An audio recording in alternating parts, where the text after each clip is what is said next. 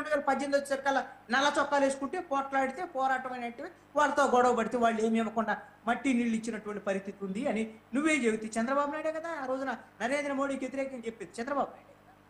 మరి ఇక రాజధానికి నిధులు ఏమి లేవు, కేంద్ర ప్రభుత్వం ఇవ్వట్లేదు, 1,00,000 కోట్లు కావాలి, అందుకని నేను మారుస్తున్నాను.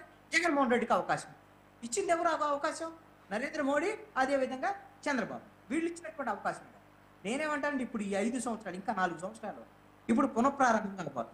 టెక్నికల్గా లీగల్గా ఏ విధమైనటువంటి ఇబ్బంది లేకుండా రాజ్యాంగబద్ధంగా ఒక రాష్ట్రానికి రాజధాని ఈ అమరావతికి సంబంధించిన అవకాశం. అదేవిధంగా ఈ 4 ఏళ్లలో పరిపాలనా భవనాలు మొత్తం పూర్తయ్యేటువంటి విధంగా నిధులకు ఇబ్బంది లేకుండా చూడాల్సినటువంటి బాధ్యత అయితే మాత్రం కేంద్ర ప్రభుత్వం మీద ఉంటుంది.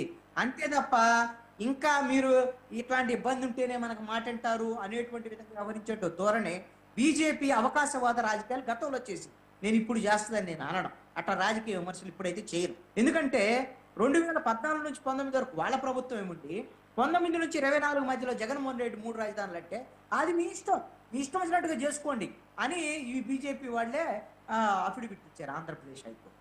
ఎవరేమన్నారు? మిమ్మల్ని ఎవరన్నా అడిగారు ఆ రోజున? రాష్ట్రాలకు సంబంధించినటువంటి నిర్ణయం చేయొచ్చా? హైకోర్టు ఏం చెప్పింది? చేయటానికి వీల్లేదని చెప్పి. మరి మీరెందుకు ఎగేసుకొని ఆ రోజున జగన్మోహన్ రెడ్డికి సపోర్ట్ చేశారు? అంటే మీ అవకాశవాద రాజకీయంగా ఆ రోజున వ్యవహరించారు. నిధులు కొన్నటువంటి పరిస్థితి కారణం కదా జగన్. ఆ రోజున 2019లో చంద్రబాబు నాయుడుకి మీకు వచ్చినటువంటి గొడవ ఏంటి? అమరావతికి నిధుల్లో పోలవరం. మీకు ఇద్దరు కలిసినటువంటి ప్రభుత్వం మీ రాజకీయపరమైనటువంటి అంశాల మీద రాష్ట్రాన్ని నాశనం చేసేటువంటి ధోరణిలో వెళ్ళటం ఎంతవరకు కరెక్ట్ అని నేను అంటున్నాను. బీజేపీ ఇప్పటికైనా సరే బీజేపీకి ఆంధ్రప్రదేశ్ ప్రజలు ఒక అవకాశం ఇచ్చారు. నరేంద్ర మోడీని 3వసారి ప్రధానమంత్రి చేసినటువంటి వాళ్ళు ఎవరు? ఆంధ్రప్రదేశ్ ప్రజలు, బీహార్కి మీరు వాళ్ళు బెదిరిస్తున్నారు కాబట్టి కావాల్సినవన్నీ ఇస్తున్నారు.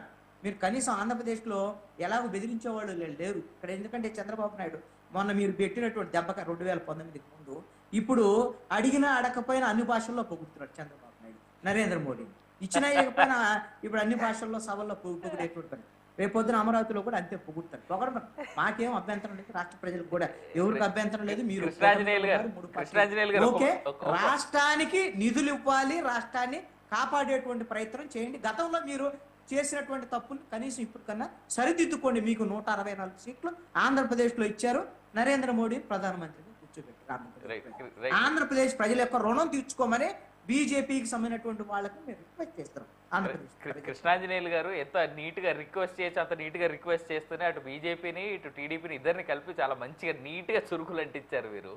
రైట్, ఒకసారి నేను వేణుగోపాల్ గారి దగ్గరికి వెళ్తా. వేణుగోపాల్ గారు,